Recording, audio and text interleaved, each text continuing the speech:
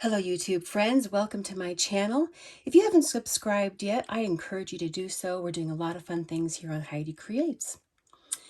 Well, if you've been one of those people that have been asking for the pattern on how to make the ballerina, well, I have now done that so that you can make it yourself. And I'm going to be showing you exactly how to do that. You saw the ballerina for the first time when I did my video on how to do the back or made the background fabric in my video called Scraps, Scraps, Scraps. And I will put a link above, right up there, for you to go and check that out. So let's go ahead and get started on this. If you're wanting the pattern, it is available in my Etsy store. The link is below in the description of this video. And let's go ahead and get started. I'll see you on the other side.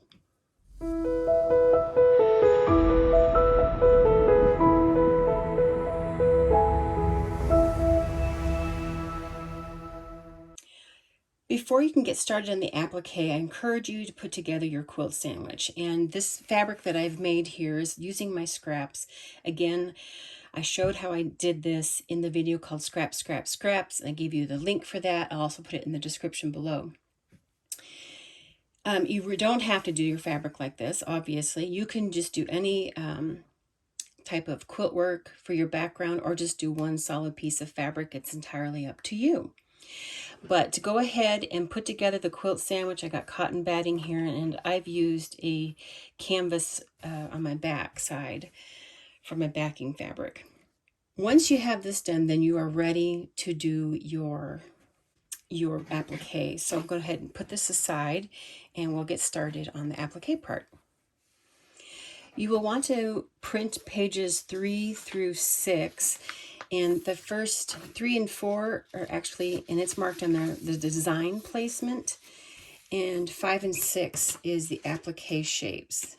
Now, if you've done any applique work before, you know that because of the process of how you do this, they need to be mirror images of one another. Because once you get the fusible web put onto this piece, then you're actually going to be, it's going to be the flip of that and it'll fit with that. So the instructions for doing this is on page 3, you're going to see the little scissor icon. You cut on that dotted line. And I'll go ahead and do that real quick here. You take your ruler and measure the 1-inch square, making sure it's 1 inch so that your pieces will actually fit together, or it'll be to scale. And right on that dotted line area, you're going to be just matching up your lines, making sure it's all smooth line there. Pretty simple. And then you're going to do the same thing with your applique shapes. Cut on the line with the scissor icon and tape the two together. So what you're going to want to do now is just put your design placement off to the side, and we're going to need to start working on the actual applique shapes. And I'm going to be using Heat and Bond here. This is Ultra Hold, but you're going to want to trace each of your pattern shapes onto the smooth side, the paper side of this Heat and Bond. This is the glue. You don't want to trace it on that. You're going to be tracing it right onto this paper, but just using a pencil, just tracing over the lines. And just lightly. Now you want to be sure that you leave some extra space between each of the shapes that you trace onto the paper. You don't want them to be too close. You want to be able to roughly cut them out. And I'll go ahead and just finish doing this and we'll work on the fabric part. One of the things that I want to point out so that you understand this, they're not confused by anything. You will see on the applique shapes and on the design placement paper, the dotted lines. And what that is showing is that's the body shape. And I will be tracing and cutting that line on my Heat and Bond. But the reason I've done that is because this is the area where, and you can see very faintly the lines for the bodice, which is this. You can see that this is going to be going right over this part. So this is actually the part that's going to be showing. These dotted lines will actually get covered by this piece. Same with the head. You got the whole head here, but the hair is going to end up covering that portion of the head. Now, one of the things that you can do is you can cut the whole body out as one piece, or if you want to, if you have scrap amounts of, your heat and bond, you don't have a piece that's going to be that big, go ahead and, cut it here at the waistline, because that's going to get covered up by the little tutu dress. So however you need to do that, each way will work just fine. Once you have all your pieces traced out, just cut them out roughly around the shapes. Don't cut the actual shape out yet. You can see here, I'm going to be doing the slippers obviously in the same color, so I'm just cutting them out like that. This will make it work out really well later on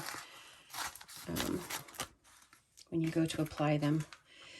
So I'll go ahead and cut out each of the shapes here. This is actually the back side of this particular fabric. It's kind of a grunge fabric, and I used that on the last one that I did, but I'm thinking for this one, because of the skirt color that I've chosen here, I think they're too similar in color, and so I'm liking the back side of it. So I think I'm going to go ahead and use the back side of this fabric for her actual body, her skin color. I think that'll work out great. When it comes to the tutu skirt portion, you're going to want some kind of tulle fabric. So I'm going to go ahead and do the body as one piece, and I have this placed onto my fabric for the body, but what it to me is going to be the back side of the fabric. I like to use, a pressing cloth, parchment paper over the top, just in case any glue or adhesive wants to get through. I don't want to get it on my iron.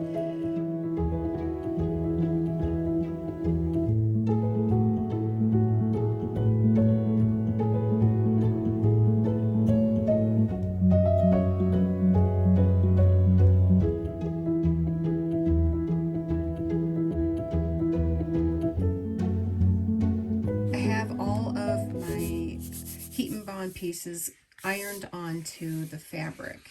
Now, one of the things that you're going to want to do is actually get the face design put onto your fabric. And at this point, you should be able to do that. Now I'm going to take the design placement, put it on my light box.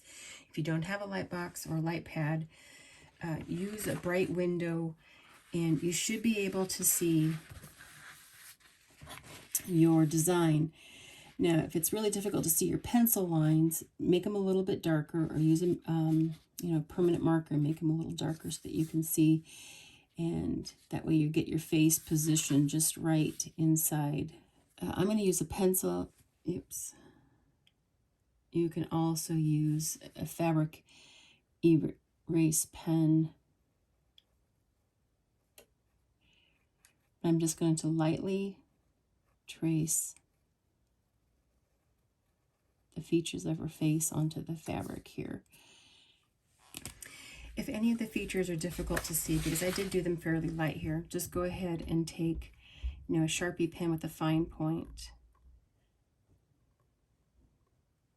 and just make your lines a little darker.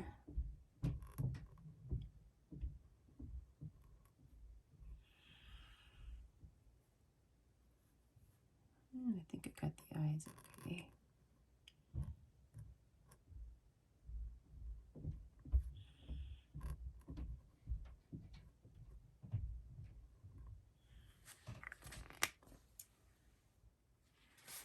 Yeah, let's go ahead and reposition that, and you should be able to see everything better if it wasn't dark enough before.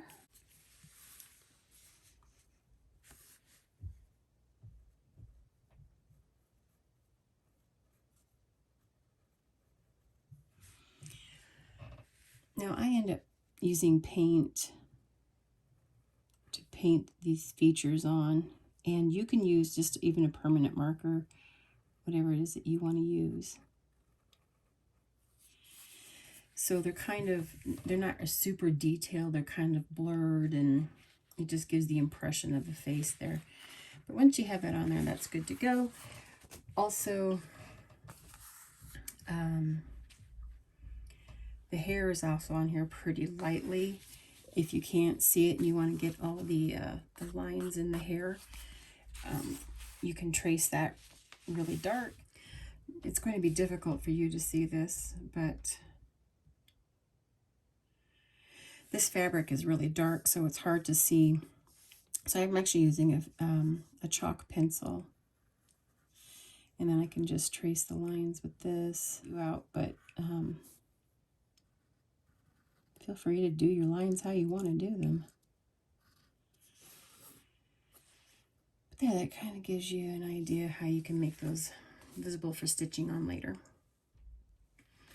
So I'm going to go ahead and cut out all of the shapes, the applique shapes, and we'll be ready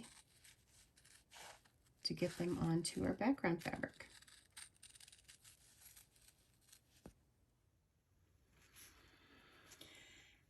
And before we take any of the paper off of the backing of our heat and bond, you need to figure out how you want to do the hair. Now you can make the hair where it's just placed right over, you don't see the ears, and you can even just cut away a little bit more just to reveal the face. I want to make my hair on the sides here tuck behind like this. And so for me to do that, I have to make some little notches. So first what I'm going to do is I'm going to place the hair into position, and then I'm going to turn it over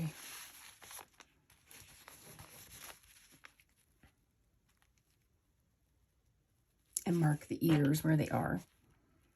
So I'm going to put some little slits in there. Now if you want to, you can just trace around the ear like this. I think what I'm going to go ahead and do is do some little slits.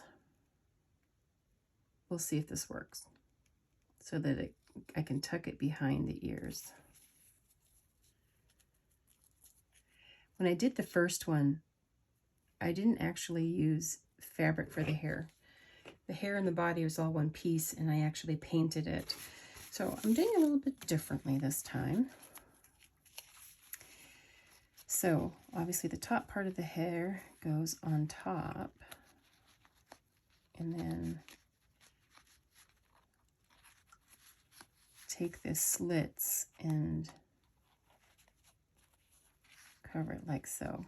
So yeah, I think that's going to work out just fine. I think I'll make the slit on this side just a little bit longer. That way I have some wiggle room for positioning this.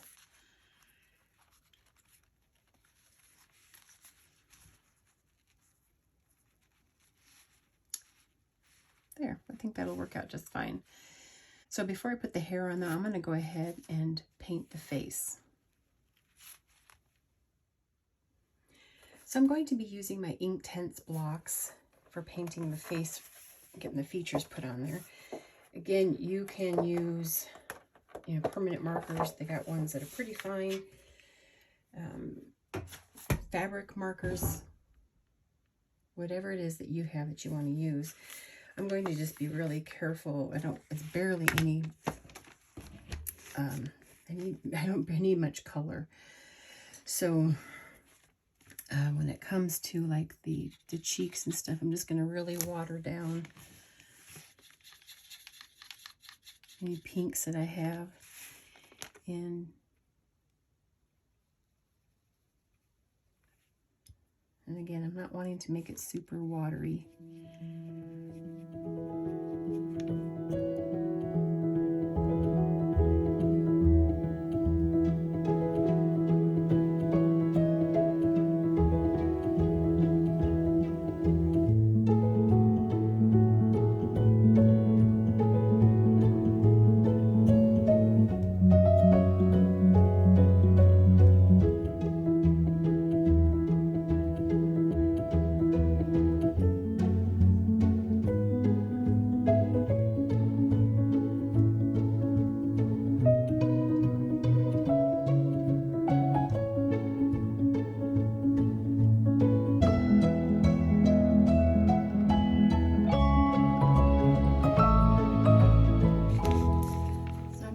ahead and set this color real quick with my iron, get it dried a little bit faster. I thought I got that on camera, but I did not. But I took my fine tip, ultra fine point Sharpie marker and did some detailing on the face. And what I recommend that you do is take a scrap of the fabric that you're going to be writing on and just test your marker. One of the things you want to be very careful of is that when you hold your marker too long in place, it will bleed out. So you won't have, fine detailed lines. So you want to be quick with your lines. Any kind of pauses, that's where you're going to get a little more bleed. If that's okay with you, then go for it. So just be kind of quick. And get your detailing done.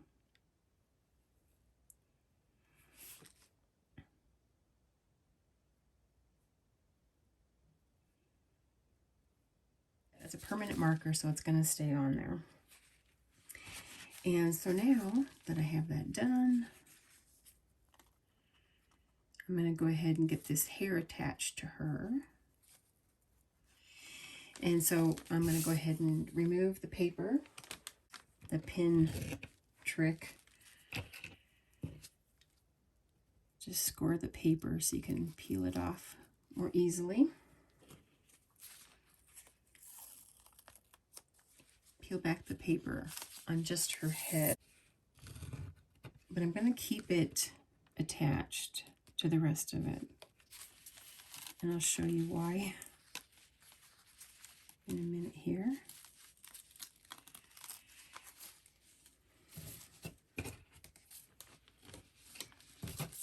Okay, so this needs to go on top. This tucks behind the ears. Okay, now I'm going to go ahead and let the paper on the back side of the head come back up into place, because I'm just pressing the hair now. I have my parchment paper underneath because I don't want it to stick to anything yet, but I'm just pressing the hair onto her head. There we go. Bring it over. And again, just in case you missed it, I brought the paper up from behind the head back to behind the head where it was before.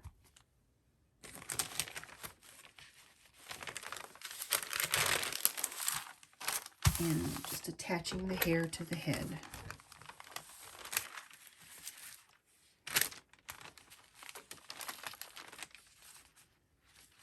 Okay, let that cool. I'll put her top on and the panty on. And that'll go on like that. So I'm going to go ahead and peel the paper off the back.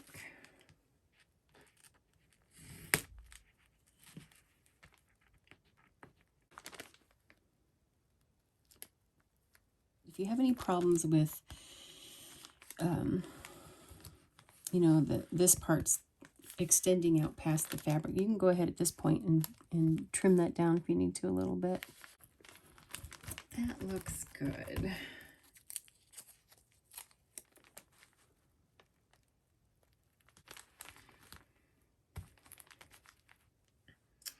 All right, now that I have that on, I'm going to go ahead and give it a good press. Attach the clothes to the body. When you traced the facial features onto your fabric, if you didn't get the leg part, I would encourage you to do that because you'll want to have that on there when you go to separate those legs with your stitching. So I'm going to go ahead and get the slippers ready. So when you go to put her ballet slippers on, be sure that you put on the one that's the leg in the back first, because that way your other one will overlap that.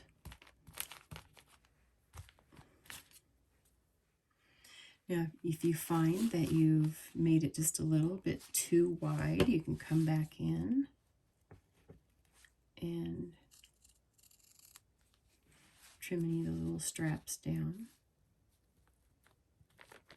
And I will go ahead and press those on.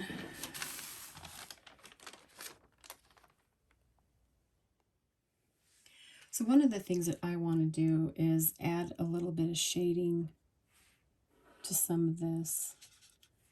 To me, it just adds an extra element, and it's completely optional.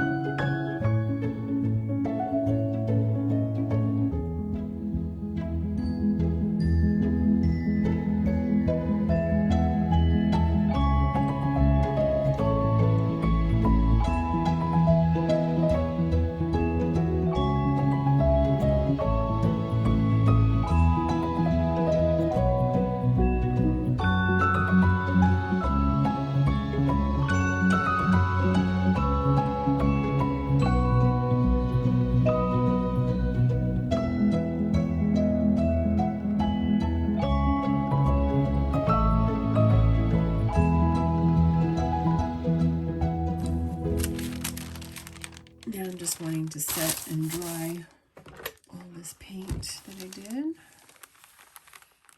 All right, it is time to attach her now to our background fabric. So whatever it is that you're using, you need to determine, where you want yours positioned, what's the top, bottom, etc. All right, I've peeled the paper backing off of the back of this piece, and I've positioned her where I want her. And so now I'm going to go ahead and press and attach her. Now, because this is pre-quilted, it's a lot of up and down unevenness. You may find that it doesn't stick everywhere. And if that's the case, then if you have any problems with any of that, then go ahead and use some of your water-soluble glue if you need to. Just find out whatever works for you. But I'm going to go ahead and get her pressed on there. Now I'm using the pressing cloth, not just because I want to avoid getting any glue on. Sometimes I go right straight on it, but more than anything, I have some fabric under here that is not, it's synthetic, it's not cotton, and I don't want to melt it. So I'm trying to avoid direct contact with the iron as much as I can. It is time to do the skirt now for the tutu. And what I've done is I've taken my tulle fabric and I've taken the width of it and I've folded it several times to where it's about 7 inches wide. I did cut the end, make a nice clean end, and then I cut it to be 6 inches long. And you can see here that it's just folded several times until I got that 7-inch length. So I'm going to go ahead and take my ruler and mark, and you can do this however you want to do it. You can even mark your machine for 3 inches if you want to. But what I'm going to be doing is I'm going to be sewing down the length of this down the center. And you can take your marking pen, chalk pencil, whatever you want to do, or you can even mark on your sewing machine 3-inch guide there. I'm going to go ahead and put some pins in here just to hold it together so it doesn't shift on me. And then I'm going to take it to my sewing machine and I'm going to do a gathering stitch. And on that end where I start, I'm actually going to back stitch, because when I pull the threads on this end, I don't want anything coming out down here. And I have my stitch length set at 4.0, and that's going to give me a gathering stitch. And it's a straight stitch, and I'm going to go ahead and go down the center of this. I'm going to back tack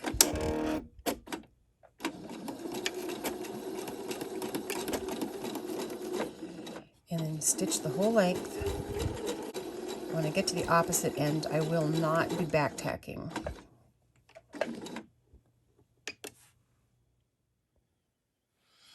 If you've never done any gathering stitches before, what you do is you take from the end, you need to leave a good length of thread when you cut away from the machine. And then you just take one of those threads and you're going to use that to pull and gather up the fabric. And you can see why I did not leave it loose on the other end, because I want to have a knot to pull against. And so then what's going to happen here is I'll actually be folding it in half like that. And then it'll be getting sewn onto the ballerina. But what I'm going to go ahead and do, now that I've got my gathers all pulled up, and I'm happy with that, then I'm going to take the other string from that same end, and I'm just going to go ahead and knot that thread. So you don't want to pull too hard and then break it, and then you have to re-sew it again. But yeah, I'm just tying that into a knot.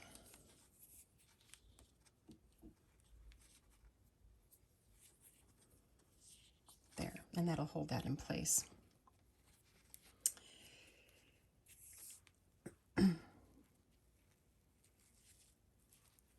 I'm going to go ahead and put this aside because we need to do the stitching on the ballerina before we add the skirt.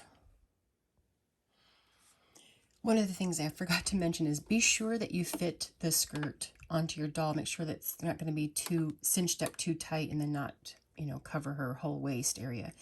But go ahead and just fit that on there. It's going to be on the same line. It's going to be in the same line like you had for the panty line, kind of just right in there where those two join together is where you're going to sit your skirt. Knot it, leave the threads on here because obviously you don't want this coming undone, but leave the length of the threads as well, because we can actually use those threads for sewing if you're using a thread color, if you used a thread color that you like with your skirt. But I'm going to go ahead and set that aside now, and we're going to go to the stitching on the ballerina. Okay, it's time to do the detail stitching on the ballerina, and that's before we put the skirt on. So what I'm going to be doing here is I want to outline her whole body, all her clothes, as far as, you know, the lines in her clothes, and do a little decorative thing going around the neckline. So basically I'm just outlining everything, just making the detail pop. And this is, I'm doing with the free motion quilting. So I have my feed dogs dropped and I'm using black thread. Stitch length doesn't matter because I'm controlling this myself, but I'm going to go ahead and pop up the bobbin. So I have a black thread in my top. That's what's going to be showing on her, is the black. In my bobbin, I have my neutral gray, then I get my tension correct so that I don't have to worry about seeing that gray thread on top. I shouldn't see it at all, so it's not going to be an issue.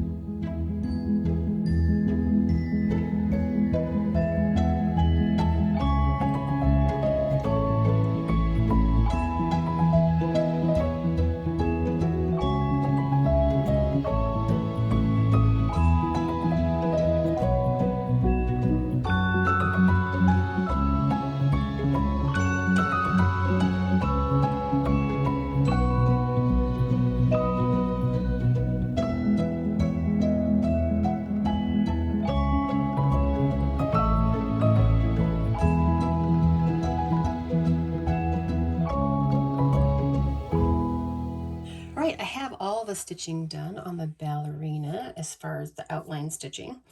And now it's just time to embellish as much as you want to embellish. On my last ballerina, and I kind of like that, was I made a little tiara kind of thing. I have this lace that I had picked up. I think I found this at Walmart. And I liked it because one of these little components on here, to me, looks like a little tiara, you know, so all I did was snip that off. And then I'm just going to hand stitch that right there in front of her little bun. You know, you could add a little sequin or a bead into the center there, give it a little sparkle or shine.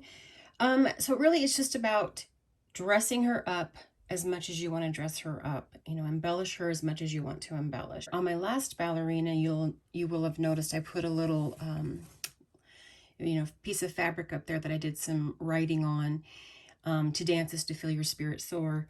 And so, you know, you can do something like that. You can add a name, whatever you want to do. So, but I will recommend that you don't hand stitch the skirt on until after you have trimmed and finished your quilt part, you know, as far as the trimming and binding. And don't forget to put a hanger on the back, however you want to do your hanger. You can do a sleeve, you can do the triangles in the corners. And on this one, I'm going to be doing triangles in all four corners, just to keep this piece super flat on the wall so we don't have anything, you know, curling up. And it's just the way I like to end up finishing something like this. So that is pretty much it as far as how to do the applique. The pattern is available again in my Etsy store. Head and drop down into the description of this video and I will have a link for you to go and get that pattern if you'd like to. So I hope this finds you all happy and healthy, and until next time, have a great one. Bye for now.